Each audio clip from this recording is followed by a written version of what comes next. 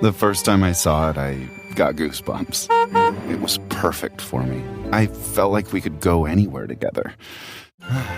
There's nothing like finding your match on Cars.com. With over 50,000 cars added daily and a powerful advanced search, you're sure to discover the one. It's magical. Find your perfect match on Cars.com today. This is Optimal Health Daily, episode 2069, Integrating Mind and Body. Be Present, Reduce Stress, by Sam Russell with tinybuddha.com. And I'm Dr. Neil, your very own personal narrator. Hello and welcome back to Optimal Health Daily, where I simply read to you from the best health and fitness blogs for free. I cover fitness, nutrition, stress management, weight management, and lots more. Just like an audiobook, but from a bunch of different authors. And always with permission from the sites, of course. And always with a bit of my commentary at the end. And with that, let's get right to today's post as we optimize your life. Integrating Mind and Body. Be Present, Reduce Stress, by Sam Russell with tinybuddha.com. Quote, "Don't let your mind bully your body into believing it must carry the burden of its worries." Astrid Alauda. I don't believe in the mind-body divide. I can see the gap between them, the one that we put there, but I have little faith in it.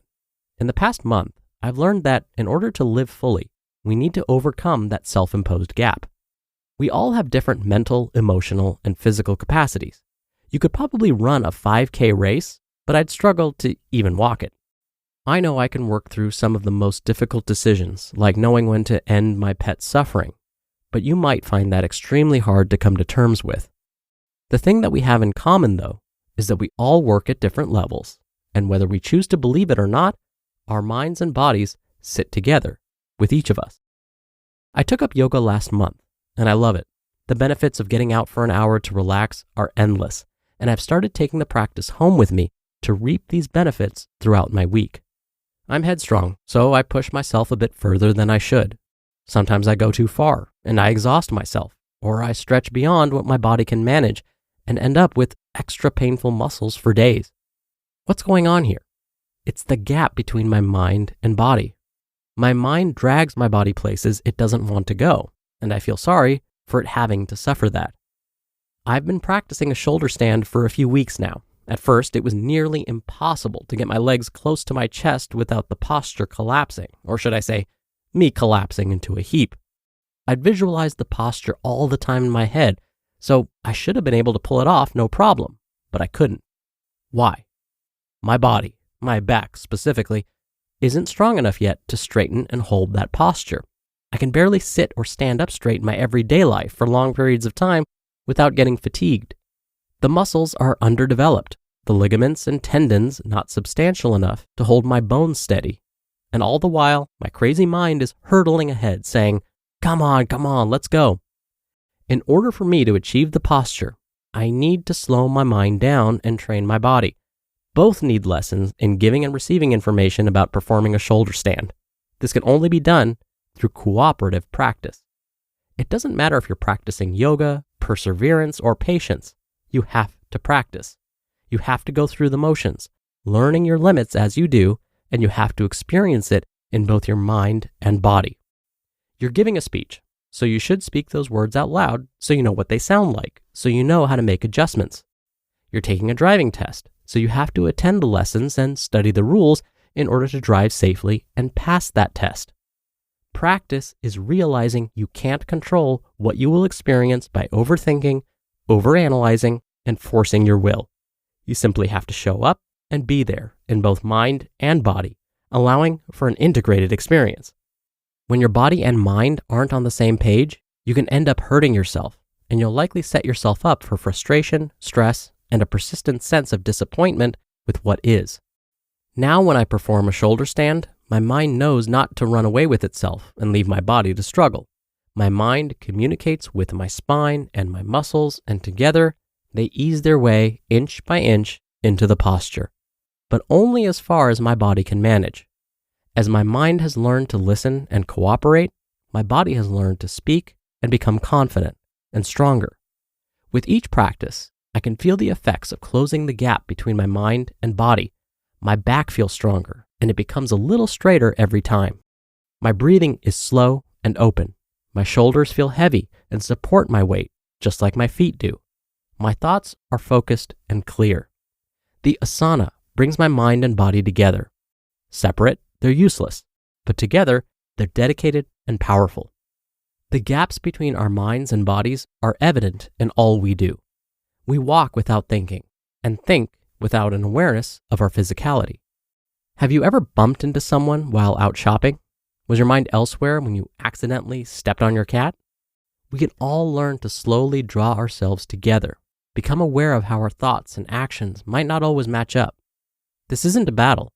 The fight is where our brain and body try to tear away from one another and try to transcend each other's company.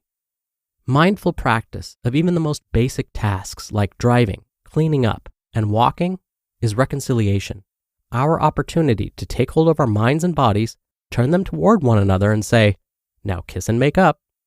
There is no war within us, only the blindness to our states and conditions. Maybe there will always be a slight space between mind and body. A bit of difference is fine.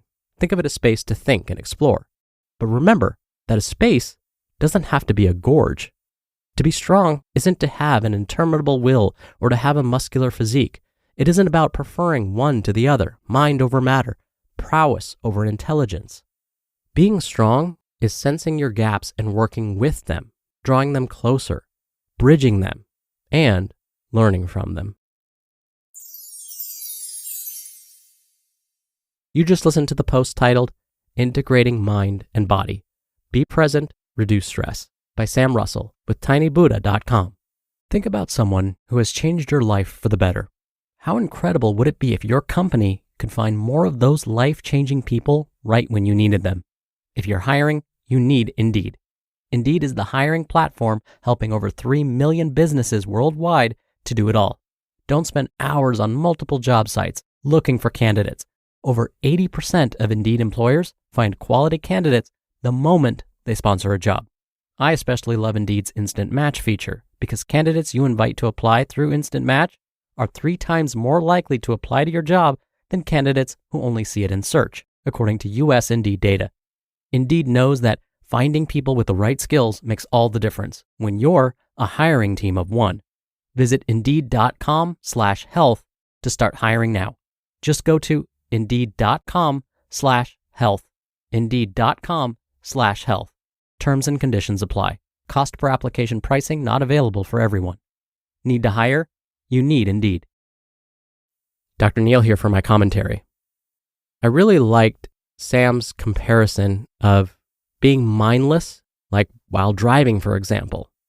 We can actually apply this concept of learning to drive to the development of new behaviors or healthy habits or performing a shoulder stand. Think about how overwhelming driving felt at first when you were first learning. You get in the driver's seat. Then you have to make sure you adjust the seat to the perfect height and distance from the steering wheel. Oh, don't forget to adjust those mirrors. Now turn the engine on. Look front, back, and side to side while backing the car out of its space. Wait, don't forget to release the parking brake. Oh, and be sure you're depressing the brake pedal while you do that. Now, wait, while you're doing that, are you looking in your mirrors? Don't just look backwards. Hey, watch out for that pedestrian behind you. Okay, they're waving you on. Now, slowly release the brake and tap the gas pedal. No, tap the gas pedal. That was too much. You nearly ran the pedestrian over. Ah, memories. Now think about what driving is like for you after years and years of experience. You perform all of these steps automatically. You hardly think about them. We're rarely ever truly present while we're driving. In fact, driving can feel so mundane that we want distractions to make driving more interesting, like listening to music or this podcast. So we can apply this to 2 aspects of our lives. 1, just staying mindful and being in the moment most of the time. In fact, when we find that most of our days are spent on autopilot, we may need to remind ourselves to stop and find ways to be a bit more mindful, even if it's just for a few minutes. And 2, when we're starting to learn a new behavior, remember how difficult it was learning any new behavior, like learning how to drive. It felt endlessly complicated at first, but now it's a breeze. and you could hardly imagine living life without that skill. All right, that'll do it for today. Thank you so much for being here. Thank you for listening every day. I hope you're having a great weekend, and I'll see you back here tomorrow where your optimal life awaits.